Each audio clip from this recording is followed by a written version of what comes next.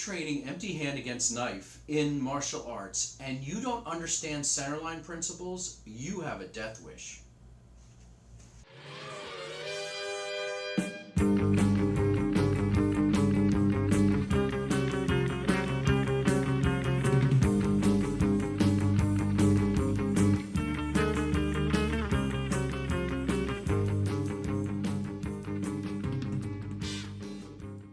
Think about it like this. You're standing on a train track, and a train is coming down the train track towards you. What do? Do you stay on the train track and challenge the train? No, that's how you get run over. That's how you get nailed. You see a train coming on the train track, you get off of the train track. That is the same and most important principle when it comes to the knife. If someone's brandishing a knife, trying to stab you, trying to threaten you with a knife, the first and most important principle you need to know is the train is coming, you get off the train track.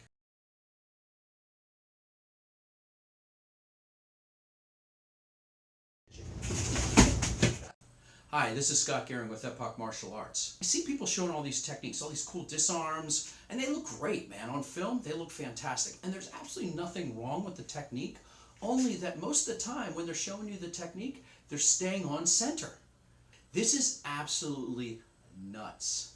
If you stay on the center line and someone's got a knife, you're almost ensuring your demise.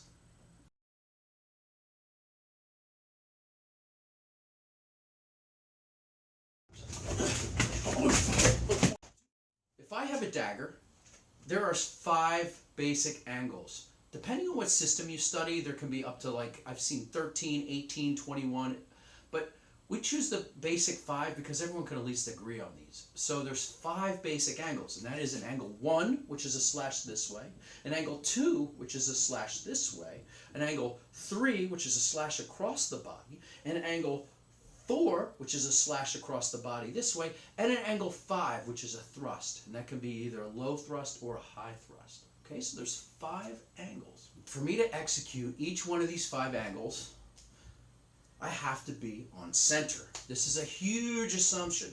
Each one of these angles travels down center line.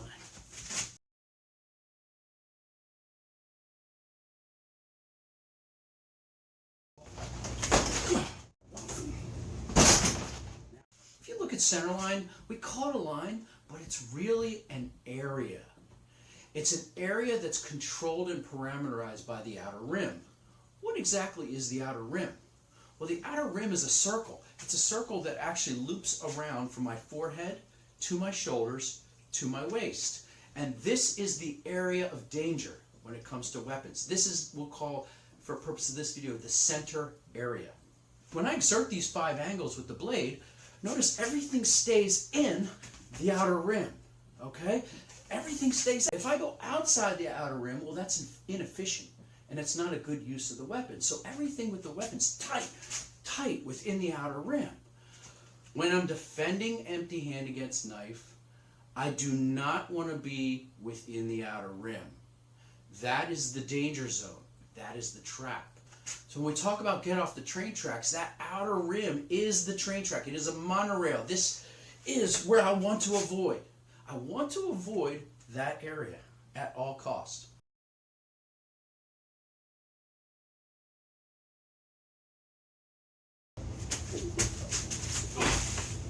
There are 3 ways to control the center line. I can zone off left, I can zone off right, or I can control the distance. I'm going to give you examples of each one of these.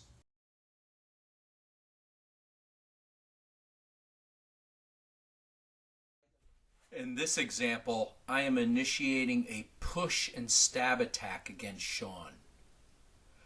Notice Sean is not getting off center line, so he has no chance. Technique alone in this scenario will not save you. Conversely, if you look at my response, I'm zoning to the outside and getting off the train tracks. To accomplish this, notice how I'm taking advantage of the pushing arm using a simple stiff arm punch combination. This allows me access to the flank. Once we're in the flank, we can put our techniques in to neutralize the threat. The flank offers us the least amount of risk for taking damage.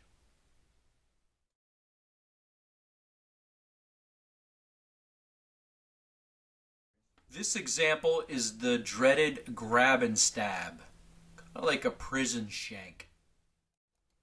Notice I'm using an arm wrench against the inactive arm to hypercharge my ability to get off center. By attacking the inactive arm, this allows me to get to the flank and put in a follow-up technique. Even if my opening technique, in this case the arm wrench, fails, by getting off center, this allows me time to adjust and put something else in.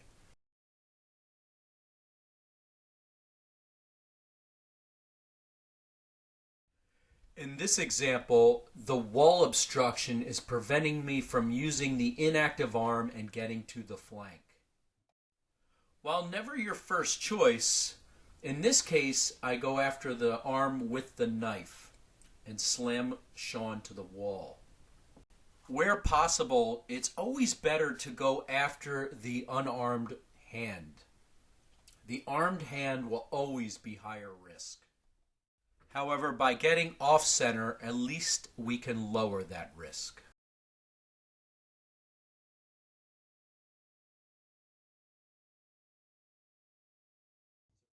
For a knife threat with blade to the throat, the knife has to be removed off the throat first. In this case, I shove the knife off my throat into Sean's throat and zone off center. From here, I can put my follow-up technique in. Not only does this weaken his position, but it allows me access to the golden triangle. This is the area behind the shoulder blade and is the gateway to the flank. If you stay on the line, this happens.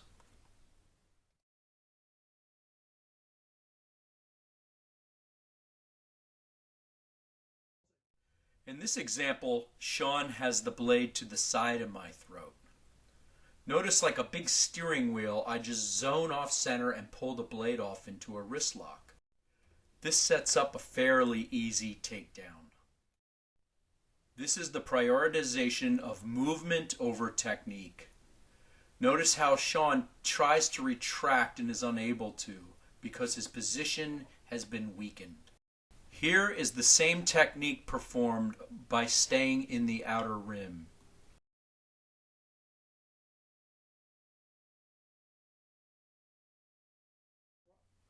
Inevitably, someone always asks, what if I can't get off center and I have no choice? For example, what if I'm stuck on the original Alicia Otis elevator from the 1800s? What would I do then? If I get off center, I will fall to my death. Well, outside of the absolute preposterous nature of some of these questions, if you can't get off center, you need really robust techniques to control it. The double-arm snake that I'm showing here is a really robust technique that locks and controls centerline. Despite being a strong technique, I'm not sure I would ever use it. If I zoned off center here, rather than stay on the center line, it would make the move so much better. Besides, I'm not buying the fact that you can't get off center in tight spaces. Look how here I'm zoning off left against the dagger hand, but I'm occupying such a little bit of space to the left. Look how this, just my little zone maneuver, neutralizes Sean's ability to retract the knife. From here you can put elbows, knees, locks. Everything's better when off center.